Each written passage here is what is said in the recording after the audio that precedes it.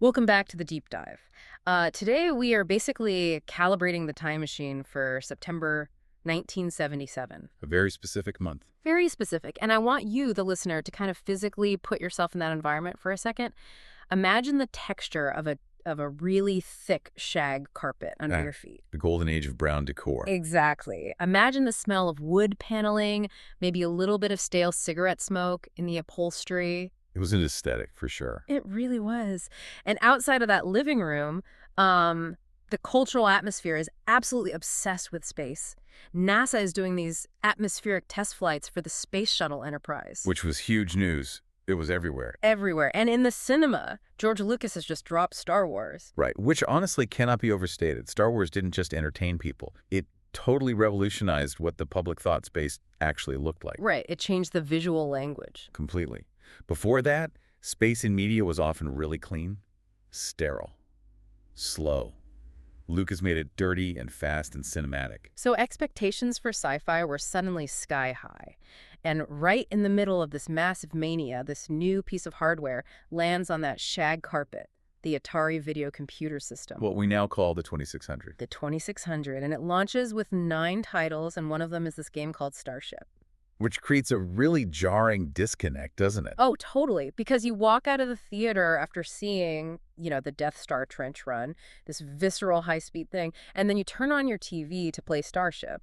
And it looks primitive. Primitive is being kind. It's clunky. It's blocky. If you pull up a video of it right now, it barely looks like a game. It kind of looks like abstract art moving underwater. Yeah, but that is the trap. Exactly, because the sources we're unpacking today argue that what appears to be this clunky mess is actually a technical miracle. It is a miracle.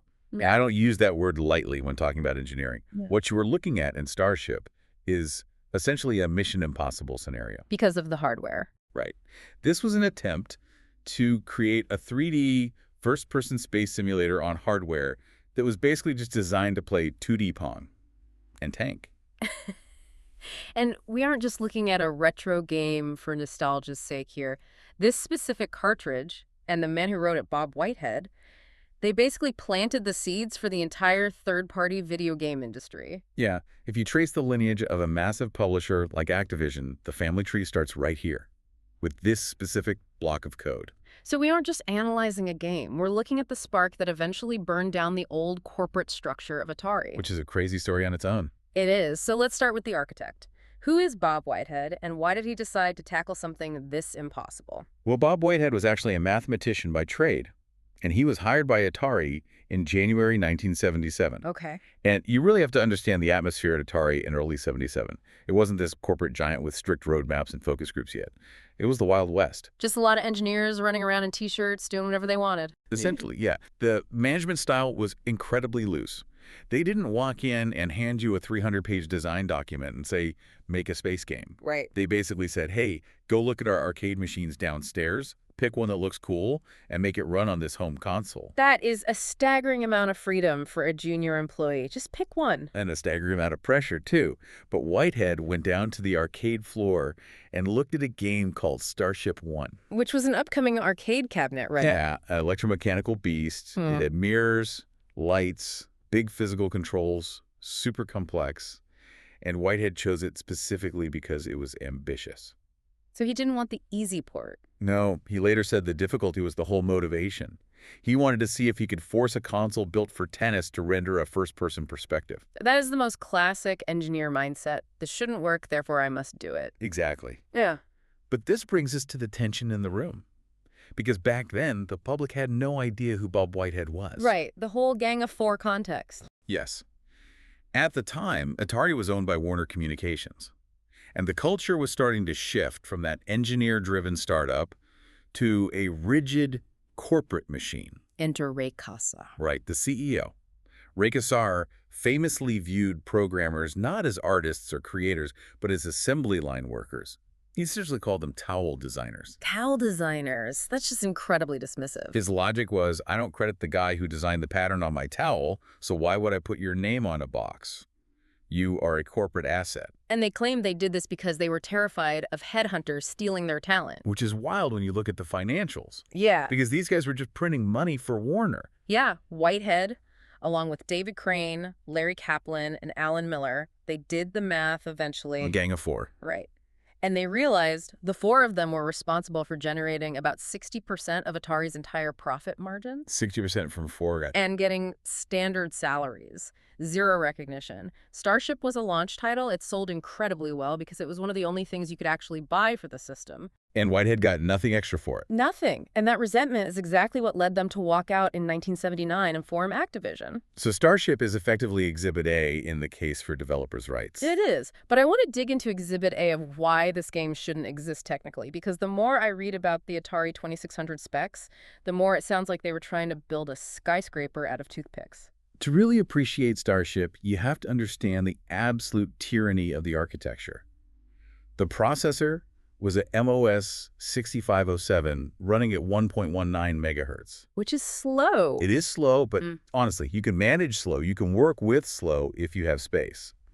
The real killer was the RAM. The memory. The system had exactly 128 bytes of RAM. Okay, let's pause right there, because we hear gigabytes and terabytes every single day now. 128 bytes. Put that in perspective for the listener. Think about a text message, just a short one. Hey, are we still on for dinner? Okay. That sentence alone takes up more data than the entire memory capacity of the Atari 2600. That is deeply claustrophobic. It is insufficient to store a single uncompressed sentence from the script we are speaking from right now. And in that microscopic space, Whitehead had to store the score, the timer, the coordinates of every single enemy, the asteroids, the game mode flags, the player position, everything. And on top of that, the 2600 didn't have a frame buffer. It couldn't remember what was on the screen, right? Correct. This is the whole concept of racing the beam. Most modern computers draw a picture to memory, like painting a canvas and then send that finished canvas to the screen. But the 2600 couldn't do that. No. It had to generate the video signal line by line in real time as the actual electron beam on your TV was physically moving across the glass. So you aren't just coding game logic, you're coding timing. You were synchronized, swimming with electricity. You had exactly 76 machine cycles per line of video. That is your strict budget. And if your code takes 77 cycles, The beam moves on without you. The screen rolls, the image breaks, and the game crashes. it's like juggling knives while sprinting. And right in the middle of this sprint, Whitehead runs into a wall. He runs out of that 128 bytes of RAM. Completely out. Completely. He literally has nowhere to put the remaining variables he needs to make the game work. And this is where the miracle comes in. He pulls off a hack that I think just defines genius. The 3-bit hack, Yes. it sounds small, but it's a massive leap in lateral thinking. The video chip, the TIA, has these things called registers.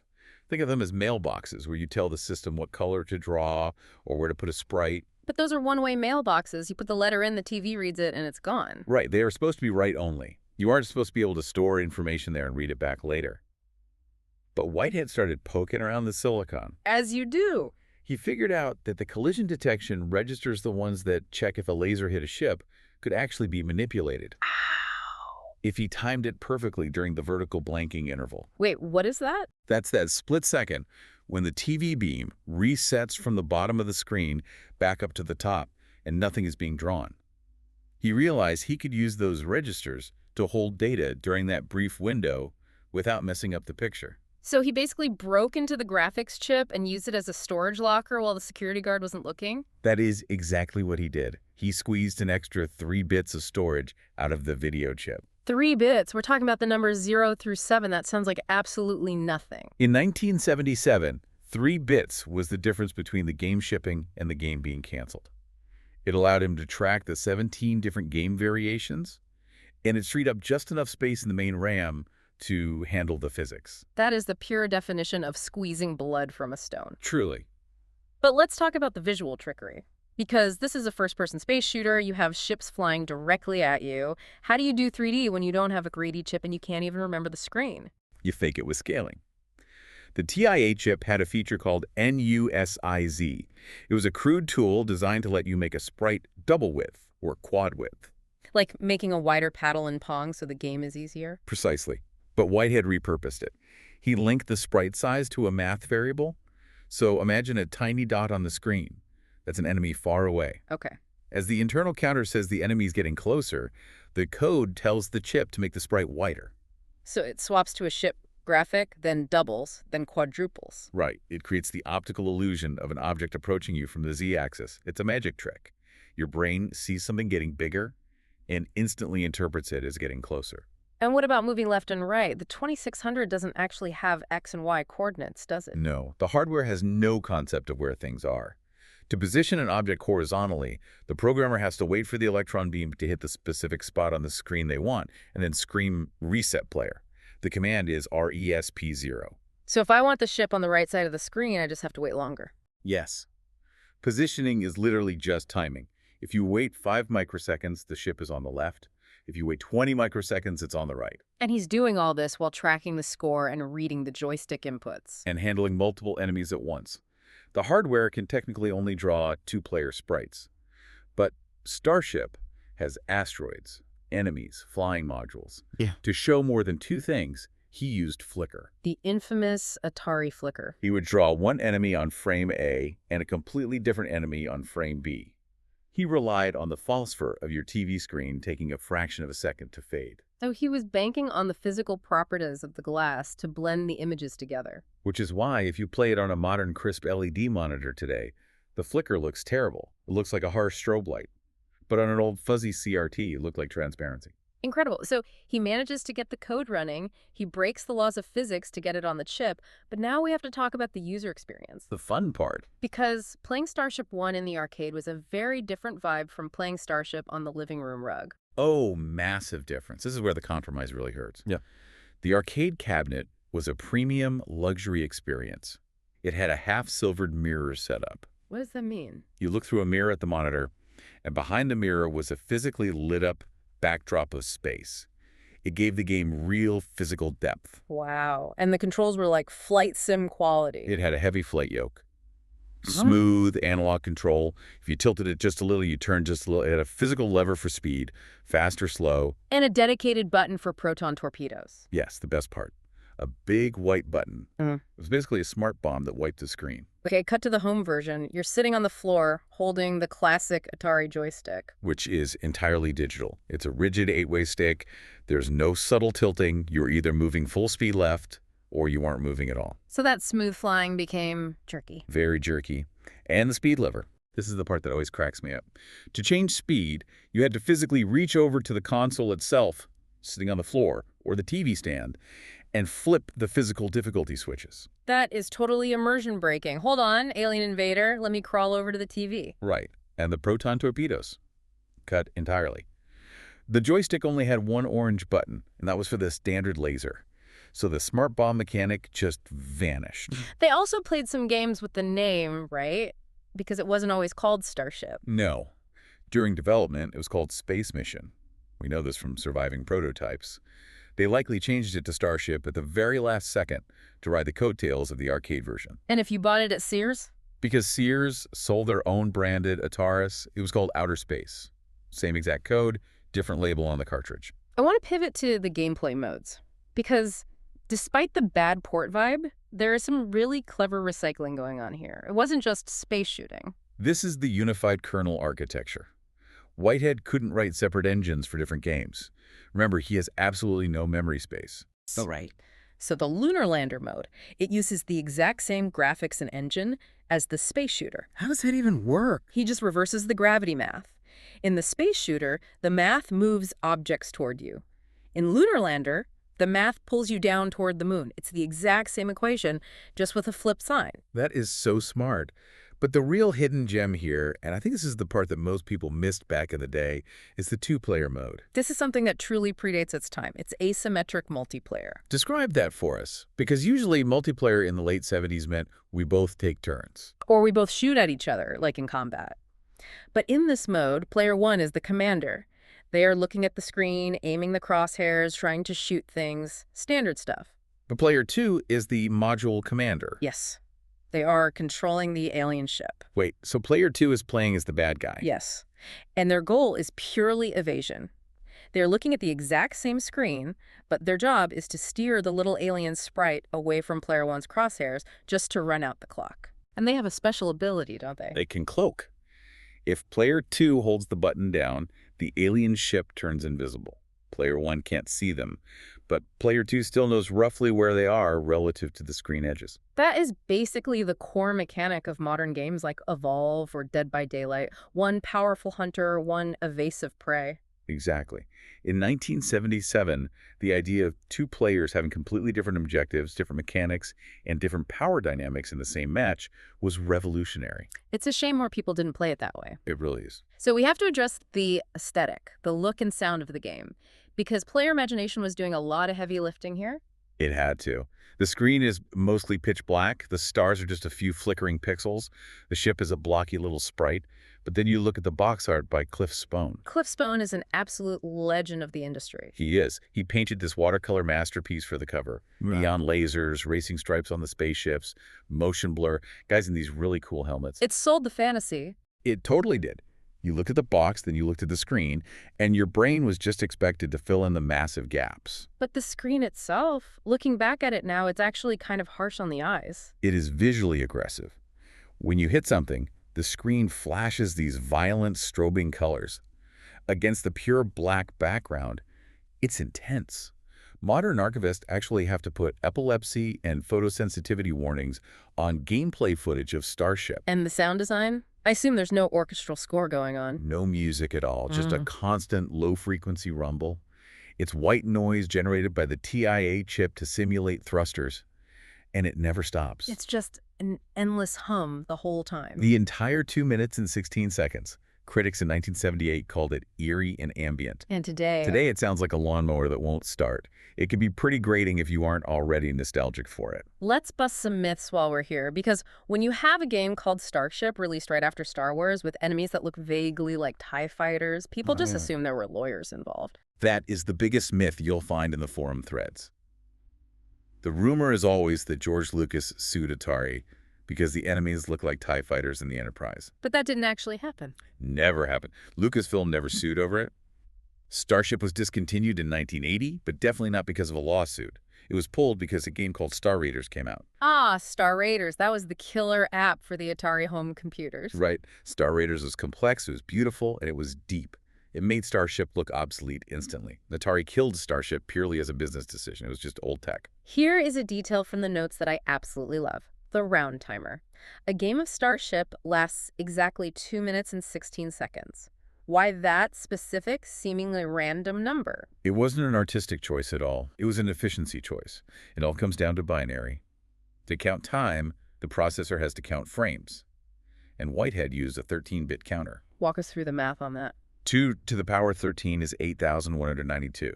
So the counter counts exactly 8,192 frames. Yep. The game runs at 60 frames per second. If you divide 8,192 by 60, you get roughly 136 seconds. Which is 2 minutes and 16 seconds. Exactly. He didn't pick 2.16 because it felt right for gameplay. He picked it because it was the absolute cheapest, easiest way to count to 0 in binary code using the tiny bit of register space he had left. I love that so much. Why is the game this long? Because that's how high the chip can count. That is early computing in a nutshell. Form strictly follows function. I want to do one more history correction, because we usually credit the game inventor with the first Easter egg, right? The hidden signature where Warren Robinett put his name in a secret room. We do, but that is technically incorrect when you look at the whole lineage. The arcade version of Starship 1, the actual game Whitehead ported, had an Easter egg 3 years earlier. Really? Yes. If you did a specific control sequence in the arcade cabinet, you drop a coin, hold the start button, and pull the shift lever, the screen would flash. Hi, Ron. Hi, Ron. A shout out to the hardware engineer, Ron Milner. And it would actually give you 10 free games. 10 free games. That's a very generous Easter egg. Definitely. So while Starship the console game didn't have one itself, it is the direct child of the game that actually started the whole Easter egg phenomenon. So bringing this all together, Starship gets pulled from shelves in 1980. It's kind of forgotten by the average retro gamer. If you play it today, it's fine. It's not Pitfall. So what is the real legacy here? It's a middling game if you play it today. It's certainly not as fun as River Raid, but its DNA is absolutely crucial. The coding techniques Whitehead invented here, the sprite scaling, the flicker, that incredible 3-bit memory hack, those didn't disappear. He took the toolbox with him. Exactly. He took that profound knowledge to Activision. His colleague Alan Miller used the exact same principles to build Star Master in 1982. And Star Master is widely considered one of the best space games on the entire system. So Starship walked so Star Master could run. Precisely. And more importantly, it proved that the Gang of Four could manipulate this hardware better than anyone else at Atari. Starship was the proof of concept that gave them the confidence to launch their own company and change the industry forever. It really makes you think about constraints. We look at 128 bytes as a crippling limitation. But listening to all this, it feels like that restriction is exactly what forced the innovation. That's the big question to leave on. If Bob Whitehead had been given gigabytes of RAM in 1977, would he have been as inventive?